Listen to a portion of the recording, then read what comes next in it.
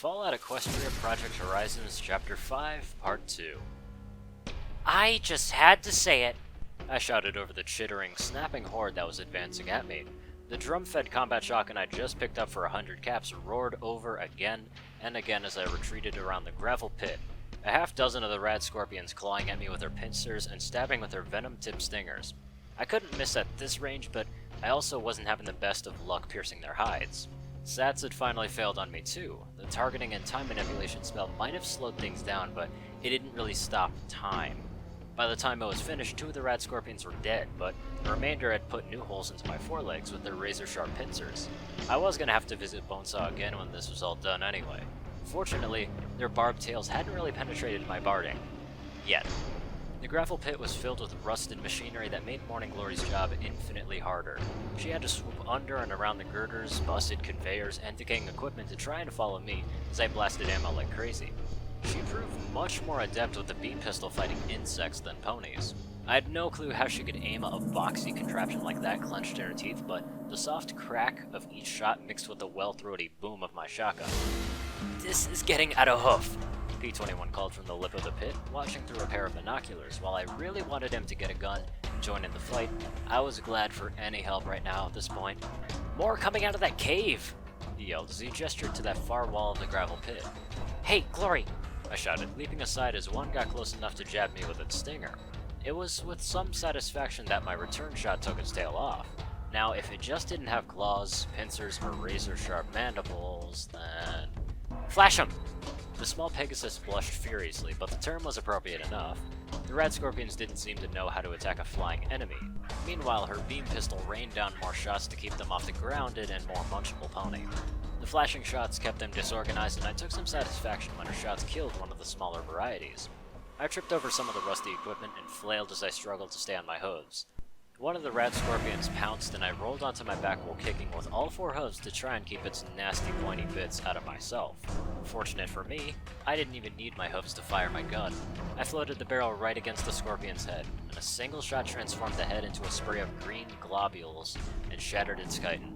If I could just keep them off me, this would be so easy. But they didn't seem to realize that the shotgun was the real threat, not me. I kicked the corpse off, and the remaining rad scorpions shied aside long enough for me to get into my hooves. I turned and ran, feeling next to my flank as I took a healing potion, telekinetically unloaded the spent drum, and levitated a fresh one from my pack. Smacking it in place, feeling the magic take away some of the pain from my injuries, I turned once more and laid down a rain of buckshot that eroded the tenacious arachnids. Finally, the last one dropped and I was able to help Glory. I was actually quite glad that she'd managed to keep them off me as I ran towards the confused milling mass.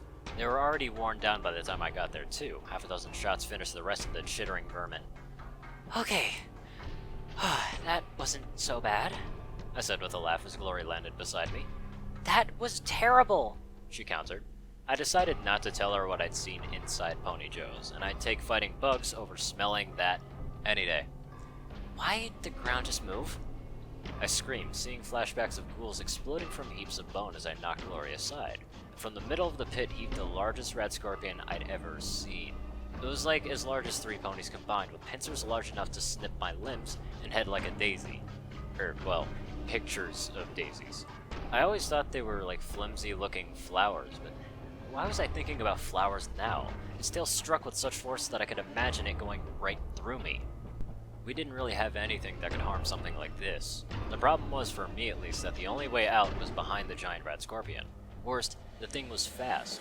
I expected something so big to move ponderously and slowly, but it skittered after us with tenacity and swiftness. The only thing that we had going for us was its size and the wreckage of the base in the gravel pit. A few shots revealed that I was right, that the shotgun and beam pistol did nothing to it.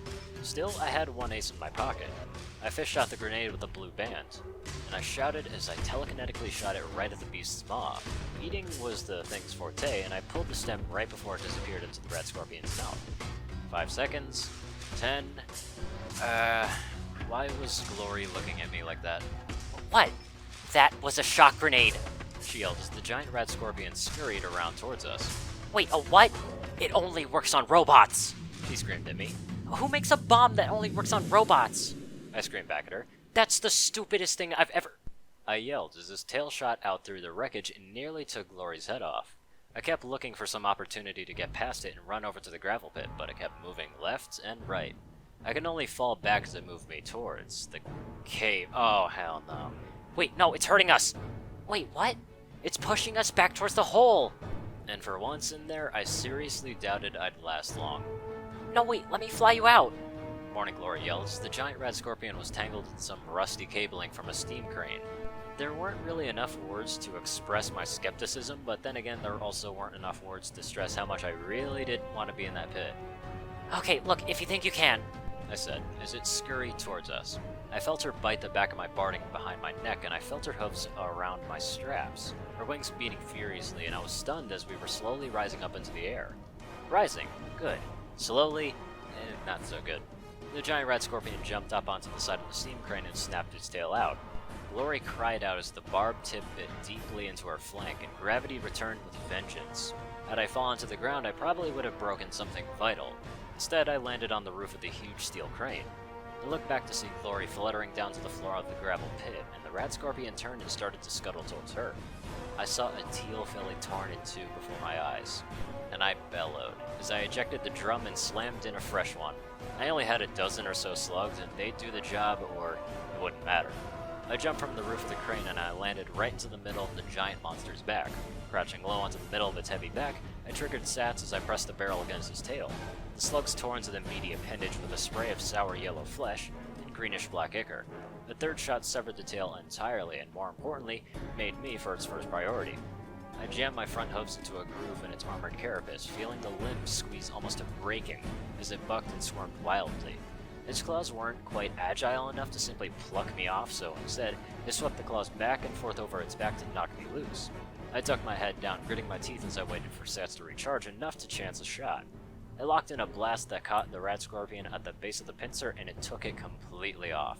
When it finally flipped over onto its back to scrape me off, I kicked free and rolled into the loose gravel, screaming as I rose to my hooves and charged at the monster. I wanted every remaining slug to matter as I closed in to point-blank range and opened fire. It attempted to shield itself with a claw, and I just had enough charge and sass to target that limb as well. The shotgun's roar stretched out as the black pincer spun off in a slow arc. I screamed again and again as I pulverized its head with my 3 remaining slugs. Finally, I reversed the spent weapon and smashed the butt against whatever goop might have been constituted into a brainstem. I didn't stop until I did. In fact, I might not have stopped even if then P-21 hadn't yelled to snap me out of it. Ow, ow, ow! Glory cried as she limped over to us. No offense, but I'm really starting to dislike the surface. Well, join the club, I remarked, then saw their looks. I was splashed almost head to hoof in rad scorpion bits. P-21 gave Glory one of our healing potions, but even though the hole in her flank right above her sunrise cutie mark closed, she still didn't really look so good. Are you okay? I asked her. Yeah, sure. I'm just a little lightheaded. I hope it's just blood loss. I'll be fine, she said as she took a seat. Look, when we get back, I'm gonna find you some decent armor, okay? I promised. That uniform you got is worse than useless. I had no idea what constituted a rad scorpion poison gland, but apparently P-21 did. He and Glory went from scorpion to scorpion collecting them. It looked like we'd be making that bonus, and meanwhile I headed over to the cave. Or more of a pit in the wall, really. Dozens of bones and other debris filled the cavity. Mostly earth and unicorn ponies, but there were 2 picked over Pegasi too. I took the time to sift through with my telekinesis and was rewarded with an assortment of ammunition, 2 energy cartridges, and a workable bolt-action rifle. I also found a Crusader's cape. There wasn't really much left of it, but I saw the rearing white filly on the stained blue patch. Carefully, I tore it from the scrap. Part of me actually wanted to wear it. Even though my mother was still alive, I doubted I would see her again, but then I thought about Scoodle and Boing. I thought about asking P-21, but I couldn't keep using him as my ethical barometer. I owed the Crusaders, so I carefully took the patch and slipped it into a pocket. Blackjack? I was really starting to hate people shouting my name. I ran back out and saw P-21 kneeling over the prone Grey Pegasus. Damn it. Okay, she was not fine. She's poisoned, isn't she? I demanded as I ran to them. I wanted to hug her and kick her as well. Sorry, she said weakly. I said I hope it would just be blood loss. I hissed softly through my teeth. I couldn't shoot, kick, or beat the poison out of her. Okay, what do we do? Because we had to be able to do something. If I had just had to sit here and watch her die, then I would probably completely lose it. I can synthesize an antidote, or just one poison gland, one healing potion, but I need lab equipment. Morning Glory said softly, her breathing labored. I looked up at the west of the large brown building that my pitbuck identified as the destination for the next job. P21, R&D means research and something, right? And development, yeah, he said as he followed my look. Well, let's go. I said as I loaded a fresh drum into my shotgun. Glory needed a lab, and I would find one. We weren't gonna lose another pony on my watch. Iron shod firearms. I could have worked for these ponies. I really could have. Just looking at the faded pictures of firearms sitting over desks, that was enough to make my insides moist, especially at the sight of a drum-fed IF-88 combat shotgun. Now that was a glorious-looking weapon. Still, I really had no time to admire their works when it seemed like every automated turret in Bronco Century was out to render us into glue. I want that gun, I shouted, my buckshot peppering the head of the Sentry as I embarked on a grand unofficial tour of the premises. I want a lab first, but after that, I want an IF-88. Please, can I have one? I'm sure you do, P21 said as he carried Glory onto his back, watching as my second shot destroyed the Sentry. Why don't you ask your mother? She would never let me have one anyway. It was crazy. I was crazy. Every second I had to keep moving or I'd look at Morning Glory. I had a joke because if I thought about Glory... Without waiting for sats to recharge, I hopped right over to the blasted Sentry and into the next room. A sweep with my gun and check with my EFS, and I was moving on to the next hallway. Jumping through the next door, I heard an ominous beep under hoof. I glanced down just in time to hit the override button on the mine with my magic. That just sent prickles up and down my spine. I'd help no one if I got us blown up. Levitating the mine into my gear, I moved through this hallway with more care, finding 2 more mines hidden under debris. The 2 were so close together I detonated them with just a shot just to move faster. Passing bathrooms, I moved into a large production area. Soon a metallic voice cheered with gusto as a multi-limbed hovering robot lowered down and sprayed fire across the doorway. And I shouted. The movement's levity leaving me feeling raw as I moved under the bot, firing into the levitation talisman built into the base. With a sizzle of sparks, it collapsed behind me, and I finished it off with some more bullets with the central processing matrix. The labs might be on the 2nd floor, P21 suggested as he looked up to the stairs with the narrow catwalks. What kind of pony designed places like this? Still, we only seen offices in this manufacturing space on the 1st floor anyway. Look, okay, alright, I'll take her, I said as I carefully transferred her from his back to my own. She felt like she was burning up, and that was good, I guess. I take feverish and alive over cold and stiff. Using my telekinesis to hold her in place, I ran up to the steps as fast as I dared. For once, something went our way. Passing through a door, we found ourselves surrounded by lab equipment. And spent shells. Lots of spent shells. I almost dropped Glory as my hooves skidded beneath me. There were reloading benches, work tables, and lab equipment. Some of it was smashed, but that is the stuff you need, right, Glory? Glory? I gave her a telekinetic slap. Glory! She stirred and looked around in a daze, muttering softly. No, I don't want to do this anymore. Her pupils were unfocused and she stared around. No more weapons, please. Glory, antidote. You said you could make one? I gave her a little shake. Antidote? Why, wouldn't that make any sense? It needs to be an antibiotic. She muttered weakly. I gave her another slap and relaxed a little as her eyes focused on me. Stop. Stop slapping my face. You shot my face. Now tell us how to make an antidote, I said as P21 checked the lab equipment and burners. Poison gland. Mix with type A or B healing potion. Simmer. Filter the extracts. Inject. She murmured in a daze. Please tell me you understood that, I asked P21. I think so, he said as he got to work. He dug through the bags and extracted a used needle, sterilizing the tip on a burner flame. Did you get the impression that she's more than just a good-intentioned idealist? I mean, I don't care. She helped us, so we're gonna help her, I said sharply as he worked. Now this wasn't really the time to bring this up with me. But look, enough with your suspicion, I yelled as I rounded on him. Right now, she needs our help. I know you don't trust anyone, but we are going to do this. Clearly my outburst shocked him, so I took a deep breath and sighed. Look. Okay, I know, she's Enclave. I know she says she wants to help. I also know I'd love to see what the sun is really like. But letting her die, that really isn't an option for me. He looked over at her and then sighed. I wasn't gonna let her die. Why do you trust her? You trust everyone. Watcher, Bottlecap, even the Crusaders. Glory, you even trust me when I've told you that I want to shoot you. I looked at him as he worked to mix the gland and the healing potion. I don't know. I can't help it. I just accept people until they try to kill me or hurt someone else. Maybe it was an effect to 99, with the exception of the Overmare. There was really no chance of guile there. Everyone knew everyone, and deep secrets were common enough knowledge. The closest you came to deception was bluffing at poker. I probably knew the dirt and flaws on 100 different mares in 99. I just believe that ponies are more likely to help than screw each other over. He chuckled softly. Ugh, well, just what the wasteland needs. An optimist. I sighed and rolled my eyes. P21. Look, I mean it, he said seriously, surprising me. He instructed me to fill the syringe since my magic was a touch more precise than his mouth and hose. Once it was full, we injected it into her leg.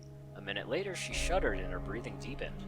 You frustrate me, annoy me, and sometimes scare me half to death, but, you know, you also impress me terribly from time to time. So, does that mean next time I talk to Watcher, I can tell him we're friends? I asked with a smile. Closer to friends, he said as he held his hooves a millimeter apart. About this much. I laughed and shook my head. Okay, alright, good to know. At least I'm making progress, I said, and I finally returned to actually paying attention to my surroundings. There were a number of red marks on my EFS. Look, I'm gonna clear the lab and see if I can find the mainframe, alright? Right.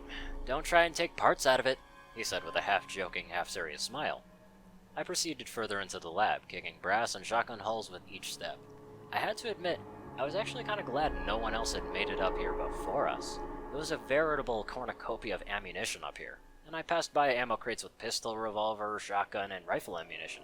Several of them had markings I'd never seen before. Red, orange, green, blue, and black bands. And here I had a number of security robots to try them out on. The red ones proved to be some sort of incendiary that seemed rather futile. An orange shell on the other hoof exploded on contact like a grenade. Perhaps not as large of a blast radius as the thrown variety, but still impressive. Green just splattered some sort of green goo all over the metal, then I fired a blue shell at the turret. There was an electric flash and the turret just stopped. I looked skeptically at the disabled device and then at my gun. At first, I'd been impressed. Then a minute later, the damn thing powered back up again, and I had to disable it the old-fashioned way, with buckshot. Black simply fired a bunch of tiny sharpened nails that bounced right off the armor of the few remaining sentries. I got to one door and I immediately froze. I could feel the tingle in my skin even before I could even hear the clicking of my pitbuck on my foreleg. Whatever was behind the locked door, I could live with a mystery. Finally, I cleared the last turret and discovered an office. Dr. Trottenheimer, research lead, was written on a tarnished plaque on the front. Inside were a safe and terminal. I'd leave them to the more reliable hooves of P21. A unicorn skeleton sat in the chair, and an unusual pistol on the floor next to it. As I looked, however, I noticed the bones appeared, wrong, like his skull was made of wax and left too long near a heating duct. The hole in the skull didn't look blown out, but instead appeared melted. I reached out with my magic and carefully lifted the gun. I'd never seen this before, but something about it made me squirm. So I put it into my duffel bag. Most ominously, perhaps, my pitbuck identified it as simply Trottenheimer's Folly. Then I looked up at the wall to the exit one pointed out. Like the most buildings in the wasteland, Ironshot Firearms R&D was ridiculously over-engineered. I might not have known the first thing about construction, but there were some walls with 3 inches of armored plate squeezed inside of a foot of reinforced concrete. It was made to withstand missiles, so when I walked to the hole in the wall, I could only stare through the glassy tunnel that passed through the armored office and the exterior wall of the room beyond that. I glanced back at Trottenheimer's corpse. Then I looked back at the hole. What the fuck kind of bullet had done that?